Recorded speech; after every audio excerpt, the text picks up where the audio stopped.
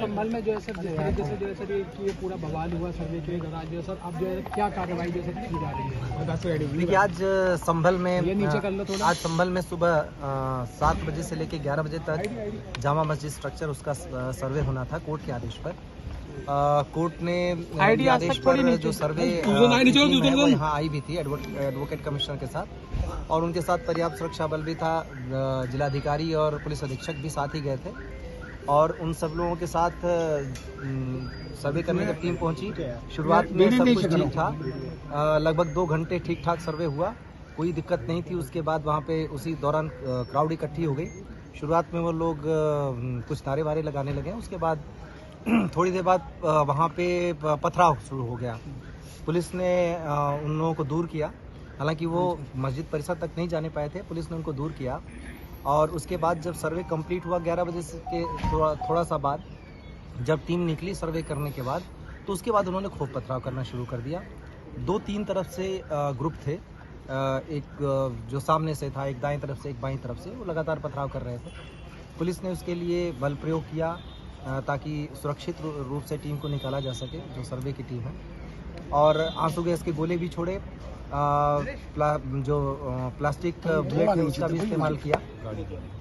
इस बीच में उन लोगों ने दूसरी जगह पे उनका जो ग्रुप था उसने गाड़ियां चलाना शुरू कर दिया। 3-4 गाड़ियां भी वहां पे जलाई गई, कुछ एक बाइकें भी जलाई गई हैं। उन लोगों को हटाने के लिए भी पुलिस ने फोर्स का इस्तेमाल किया। इस बीच में 2 ग्रुप आमने सामने थे, 3 ग्रुप बल्कि वहाँ पे थे 3 तरफ से। उसी बीच में गोली चली, गोली कौन से ग्रुप ने किस पे चलाई कैसे हुआ, लेकिन उस बीच में जो गोली चली उसमें हमारे पुलिस अधीक्षक हैं, उनके पीआरओ के पैर में गोली लगी। एक डिप्टी कलेक्टर का पैर फ्रैक्चर हो गया उसी हंगामे में। एक सीओ साहब के भी छर्रे लगे हैं और करीब 15-20 जवान घायल हो गए हैं। एक कांस्टेबल के सिर में गंभीर चोट आई है। और इस गोलीबारी में जहां तक अभी तक कंफर्म हुआ उसके हिसाब से 3 लोगों की मृत्यु भी हुई है। उन 3 लोगों के नाम है नईम जो कोट करवी से है, बिलाल जो सराय तरीन से है, और नुमान जो हयात नगर सराय तरीन से है। इन तीनों लोगों के अब पोस्टमार्टम की हम तैयारी कर रहे हैं। और जो स्थिति है अभी वो फिलहाल कंट्रोल में है। बीच में जो वो ग्रुप था वो कुछ लोग घूम के चले गए दूसरी तरफ, नखासा की तरफ, और वहाँ पर मैं और डीआईजी साहब मौजूद थे। वहाँ पे भी पथराव किया गया। हम लोगों ने उस भीड़ को खदेड़ा, बाद में एसपी और डीएम साहब भी आ गए थे। उस पथराव घटना में हमारी कोशिश रही कि उनमें से कुछ को पकड़ा जाए, और पकड़ा भी गया।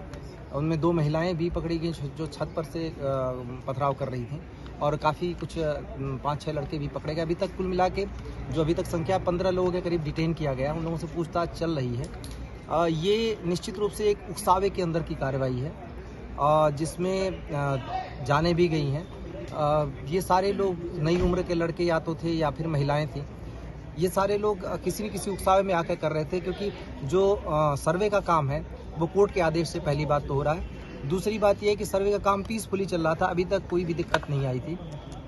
तीसरी चीज़ ये है कि सर्वे में कोई ऐसी चीज़ नहीं की जा रही है जिससे मस्जिद के स्ट्रक्चर को छेड़छाड़ के साथ छेड़छाड़ की जाए, बल्कि आज जो पथराव हुआ उसमें मस्जिद के ऊपर पत्थर जरूर चलाए गए, क्योंकि वहाँ पे टीमें थी तो मस्जिद पे भी पत्थर चलाए गए। मुझे नहीं पता मस्जिद को नुकसान हुआ या नहीं, लेकिन खूब जम के मस्जिद पर भी पथराव हुए, जो एक तरीके से देखें तो ये उनके धर्म के हिसाब से भी गलत है। सभी को समझाने का प्रयास किया जा रहा है। सभी जनप्रतिनिधियों से भी हम लोग बातचीत में हैं और बाकी लोगों से भी बातचीत कर रहे हैं। अभी तक स्थिति नियंत्रण में है, पूरी तरह शांत है, और आगे स्थिति